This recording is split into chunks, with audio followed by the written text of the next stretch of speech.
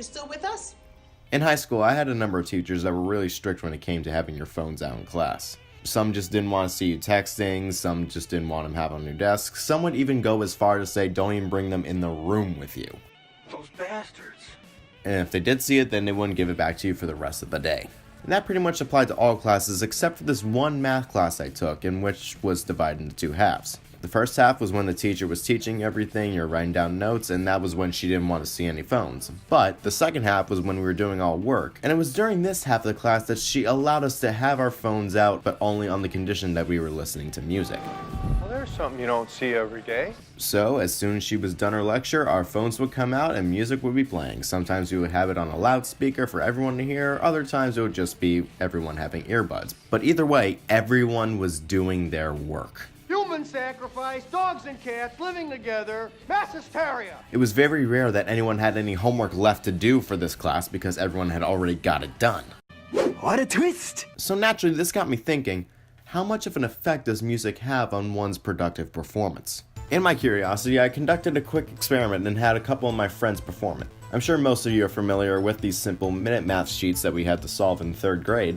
And while these questions aren't hard in the slightest and should be second nature to most of us at this point, I asked a couple of people to see how many of these questions they can solve within 30 seconds while I played no music and again with the music on.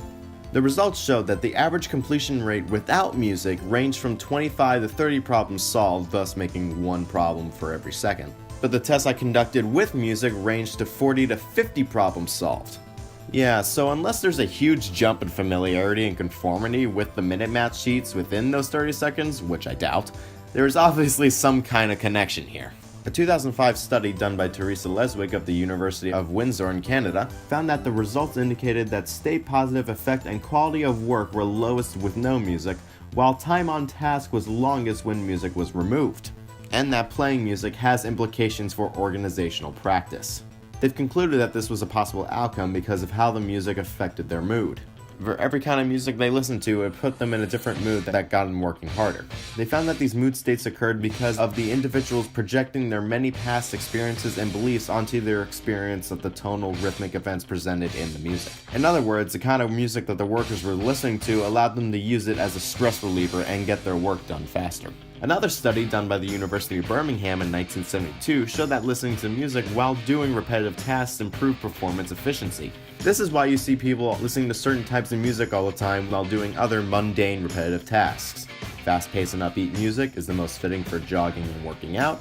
Calm and soothing music is perfect for a morning routine. And hell, practically anything is fitting for when you're in the shower. And I gotta love and I know that it's all I know. Oh, wow.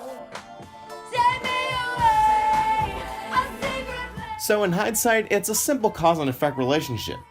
We hear a soothing tune for about 10 minutes, we feel soothed for the next hour. And for an extra boost, any song that you listen to that you have a personal relationship with will help you relieve any stress that you have for that moment.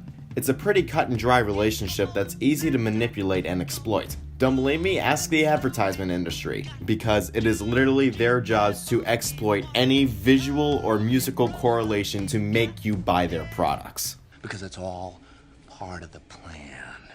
Not sure if you want to spend your hard-earned money on the next Pirates movie? Well, here's 2.5 minutes worth of clips timed to epic music to get you pumped for it.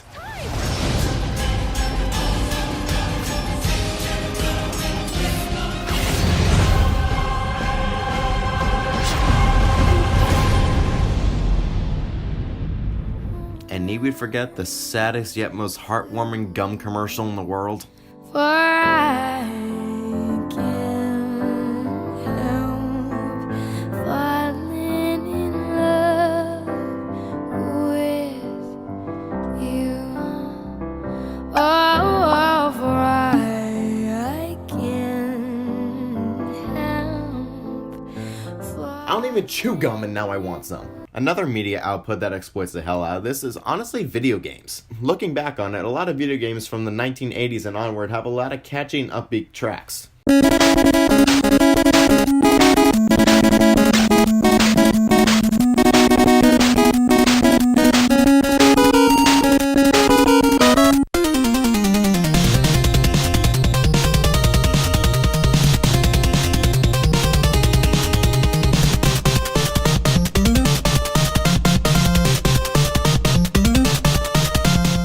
because back then they couldn't make a 30-hour plus game like they do today due to technical limitations, so instead they made the games excruciatingly hard for kids to play them longer. The catch was, if you make a game hard, no one's gonna want to play it. So to balance this out, they added in extensively catchy tunes in order to get kids motivated to power through. So the next time you're going through your college procrastination cycle, try putting on a playlist of some old school video game music to get you pumped, or just put on your favorite playlist of workout music.